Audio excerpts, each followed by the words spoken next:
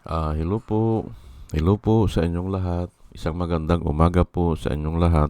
Ngayon po ay 30 ng Hunyo. At ang oras po ngayon dito sa Los Angeles, California ay alas 6:21. Alas 6:21 ng umaga. At nais ko po mag-vlog mga kababayan, mga minamahal, patungkol dito sa Chis Escudero at Alan Peter Cayetano tuluyang nagpagamit sa mga Duterte. Yan po ang title ko ngayon. Kahapon po ay wala kaming internet dito sa Los Angeles, California. Nag-bug down. Halos halos buong maghapon. Opo.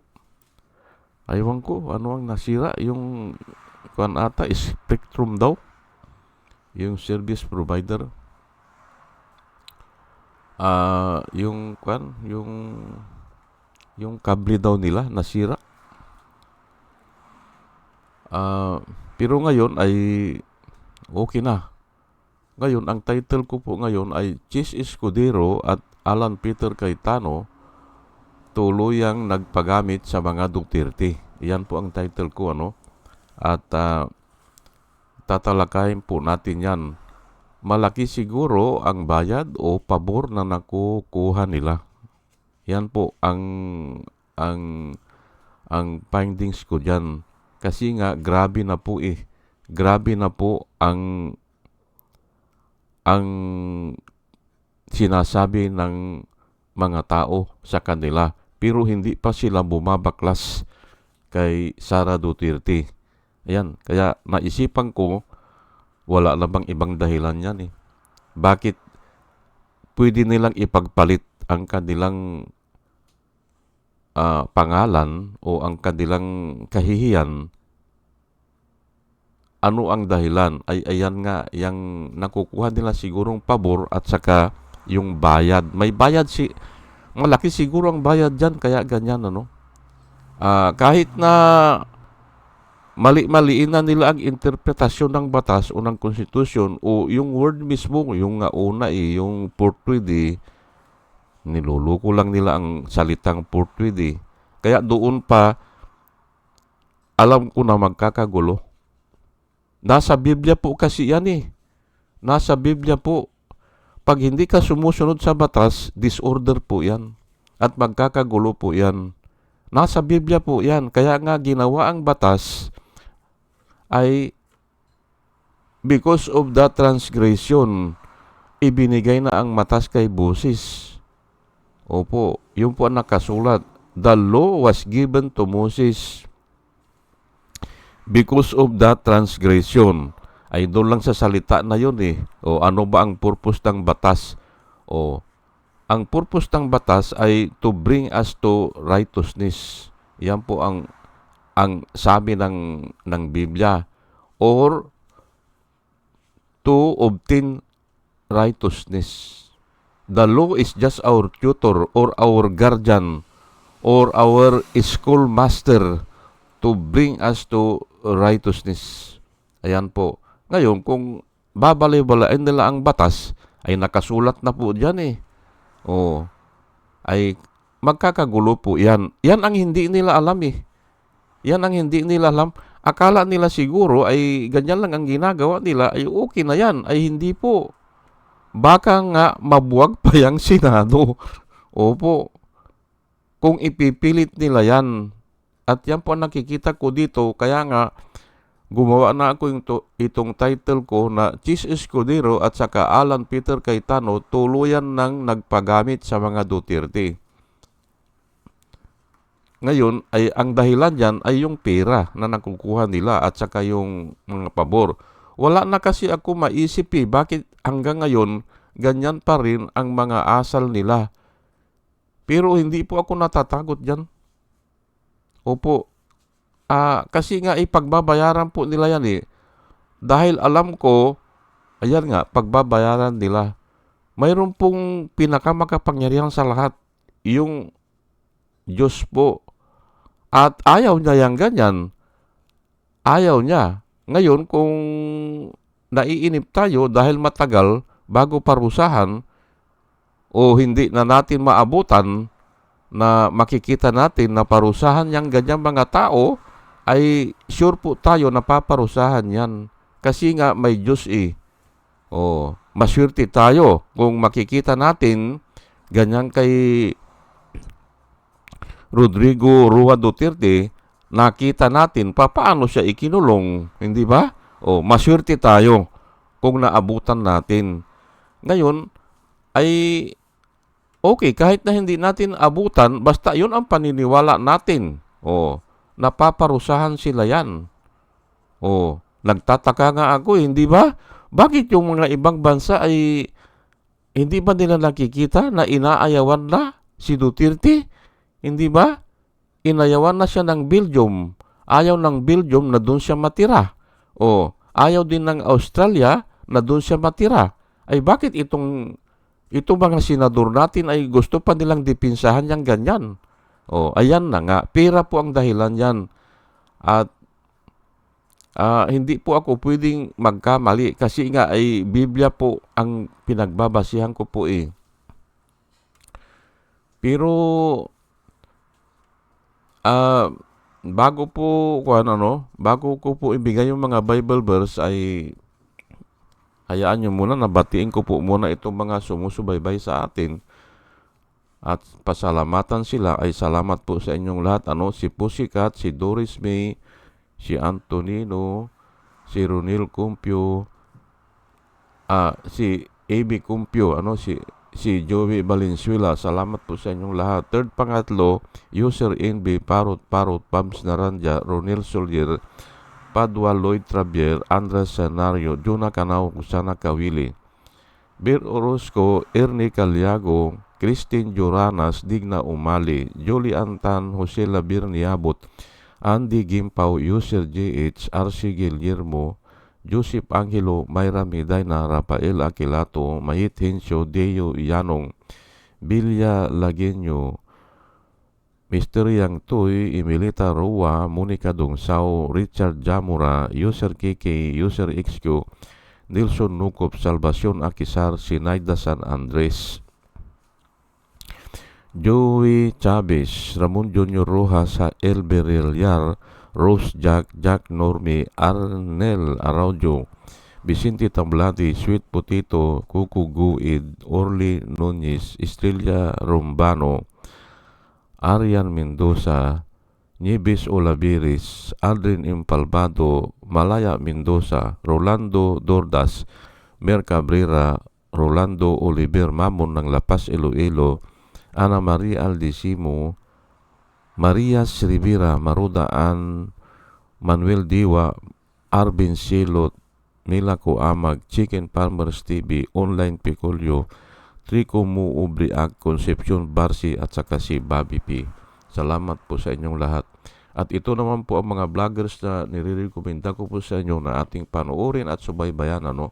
Ito po sila, Michael Apasible Bulletin, Atty. Insurrecto, Bunyog Pagkakaisa, Vlogcaster Armandin, Engineer Tuto Kausing, Aling Marie, Mr. Sa Totoo Lang To, Christian Isgira, PMTGR Vloggers, The Action Man, Roy Japan Tours, Divina Apostol, CG Pichay, Kapian ni Artat Ago, Demjos Johnny Kagamping, Ang Batas with Atty. Claire Castro, Kawaldi Carbonil, Atty. Silo Magno at saka si Kristan. Ugaliin po natin na makinig sa kanila at marami po tayong matututunan sa kanila at nakikita ko po na sila ay nagbablog para po sa bayan. Sige po tuloy-tuloy na po tayo jurisdiction must be resolved per sabi ni in Duterte's impeachment. Yan po ang sinasabi ni Cayetano. Jurisdiction. Ngayon po, kung pag-aaralan po yung jurisdiction na yan, aabutin po ng taon yan. Opo. Aabutin yan. Kung ang gustong ang nilalakad ni Cayetano ay i-resolve daw muna yung jurisdiction at pupunta sa Supreme Court para siya ang mag-resolve, ay kalukuhan na po yan. Ang konstitusyon po ay sinulat po yan sa napaka-ikli o napakalinaw at saka napakasimpleng salita. Opo. Bakit mo padadalhin doon sa Supreme Court? Ayan nga, they are buying time. Gusto nila maantala. Kasi kung naantala yan ng 1 taon, ay panalo si Sarah dyan. Kung naantala po yan. At baka abutan pa yan ng, ang alam ko kung 6 months na lang Kung 6 months na lang, hindi na pwedeng i-impeach Opo, hindi na pwede. Sayang lang Ayan po, Ngayon, ito namang isa, just because you can, does not mean you should. Yun po ang sinabi niya Ngayon po, nung mineditate ko po itong pagkasalita niya na ganito, ni Alan Peter Cayetano, just because you can, does not mean you should. Sabi niya idadagdag ko yun doon sa sinabi niya na yung jurisdiction pa, kailangan ayusin daw. Ngayon ito, just because you can, ang ibig niyang sabihin dito, they can. Na wala silang pananagutan. Ay pananagutan nyo po yan. Kasi ang linaw po sa batas, proceed immediately. O forthwith proceed the trial. Kahit na nga, tanggalin mo yung forthwith o yung immediate tanggalin mo yun. Ang inaatasan po kayo na proceed with the trial. Ay bakit ngayon ay just because you can, hindi ba? Ang ibig sabihin, kaya nilang i-dismiss. I-dismiss po ang kwan dito I-dismiss po ang topic dito. Not because you can, ang sabi niya, ang ibig sabihin niyan, they can dismiss. Kalukuhan talaga. Kaya nga kako, malaki ang bayad nila dito Dalawa sila ni Escudero ito naman Kay Escudero naman, ito naman, no limits on what impeachment court can or cannot decide. Yan po ang sinasabi ni Escudero. Ay marami pong pumalag dyan Marami pong pumalag dyan. Gusto nyong ipadala sa Supreme Court, hinahamon nyo na dalhin sa Supreme Court kung may hindi maintindihan, tapos sasabihin nyo wala kayong limit. Paano yan? Magkukontradict po yan. Although na sinabi doon sa konstitusyon na has the sole authority kung ang pag-usapan ay ang impeachment.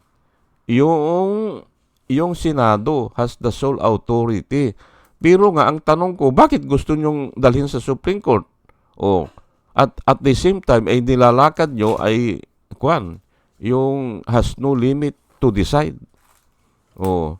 Adi, niluloko nyo lang po ang taong bayan. Pero ako po ay hindi ako natatakot dyan sa ganyan. Opo, kasi nga may Diyos mayroong pinakamakapangyarihan sa lahat. Hindi sila ang pinakamakapangyarihan Ay ang Diyos nga si Jesus Christ may limit din may limit siya. Nung sinabihan siya nung ina na, Panginoon, kung nasa kaharian ka na, gawin mong kanang kamay itong isang anak ko at saka nasa kaliwang kamay mo naman itong isang anak ko. Ay tika muna, sabi ni Jesus Christ. Ay hindi ko desisyon yan. May limit po si Jesus Christ. It is not mine to decide, sabi niya, but only those who are prepared by my Father, sabi niya. Kung sino yung nakaprepara na dyan. Tapos ito si Escudero, ang sasabihin niya, there is no limit. No limit on what impeachment court can or cannot decide. Escudero, siya po nagsalita niyan. Kalukuhan na po yan. Okay. But I say unto you, sabi ni Jesus Christ dito, kaya hindi ako natatakot dyan Pagbabayaran po nila yan Matthew 12:36, but I say unto you, si Jesus Christ po ang nagsalita nito, but I say unto you that for every idle word po yan yan pinagsasasabi nila, nililito lang nila mga tao, idle word po yan. At kung tutuusin, yan pa ay blasphemy. Kasi marurunong sila eh. Pareha silang abogado yan eh. Blasphemy po yan sa tao. Pero siguro sa Diyos ay hindi. Pero sa tao, okay. Kasi alam nila po yan eh. But I say unto you that for every idle word men may speak, they will give account of it in the day of judgment. Ayan po, i-ang account sila eh. I-account po sila ng Panginoon yan. Ay kung kailan yung day of judgment, ay marami po yan eh, yung day of judgment. Kung pag-aralan po natin ang day of judgment, ay maraming klase po yan. Hindi na natin kwan dito. Pero sigurado ako, pagbabayaran nila yan. Yang panluloko nila sa konstitusyon o yung nililigaw nila ang mga tao. Remember ha, si Jesus Christ po nagsalita ito. For every idle word that man shall speak, he will give account thereof in the day of judgment. Ayan po ano. Ngayon, Ecclesiastes 12:14. Ito po nakasulat ano, for God will bring every deed into judgment. Ayan po, hindi ba? Every deed po eh. Ngayon, inuulit ko ano, maswerte lang tayo kung tayo ay nananalangin o tayo ay umiiyak na dahil nga sa ganyang panluloko nila na walang humpay. Impunity nga ang tawag dyan eh, walang humpay at wala lang tayong magawa kung hindi tumawag sa Panginoon o kaya manangan na lang sa salita ng Panginoon. For God will bring every deed into judgment, including every hidden thing. Sabi niya, kahit na yung mga nakatago, tinatago nila yan eh. Kung ano ang yung hidden agenda nila, nakatago po yan. Kasi nga, pera po ang pinag-uusapan dyan eh. Oh. Whether it is good or evil. Ayan po. May reward po yan eh. Kung good ang ginagawa mo, ay may reward ka. Kung evil, may reward din yan. Ayan po. Kaya hindi ako natatakot dyan. Ulitin ko lang ano, maswerte tayo. Ano? Maswerte tayo at parang nga nakikita natin na unti-unti na nga eh. Oh. Unti-unti na eh. Mismo nga sila nag-aaway-away na yung mga kabit po eh. Kasi nakasulat po yan. Hindi raw hihinto ay yung tao. Hindi hihinto yung sexual immorality. At yan ang i-discuss ko bukas ano. Hindi po hihinto yung isang tao dyan sa sexual immorality hanggang hindi mapulbos. Hanggang hindi mapulbos yung kayamanan niya. Ayan nga, nag-aaway-away na, hindi ba? O pinag-aaway-awayan nata yung mga kayamanan. Hindi hihinto eh. Ay nakasulat po yan eh. O, at marami na po akong nakita na hindi naman masyadong kayamanan ha. Yung kwan lang, medyo may kaya, napulbos po eh. Napulbos po ang ari-arian. Kaya tama po ang Biblia eh. Ngayon ay ito si Duterte. Ano bang mangyayari dyan? Nakakulong siya ngayon. Bayad sa abogado, 150 million isang buwan. O ano mangyayari dyan? Ayan po. Hindi ba? Ay kung abutan ng isang taon yan, ay mahal niya ang buhay niya. Mahal naman niya ang buhay niya, hindi ba? Kaya babayad siya. Bayad siya.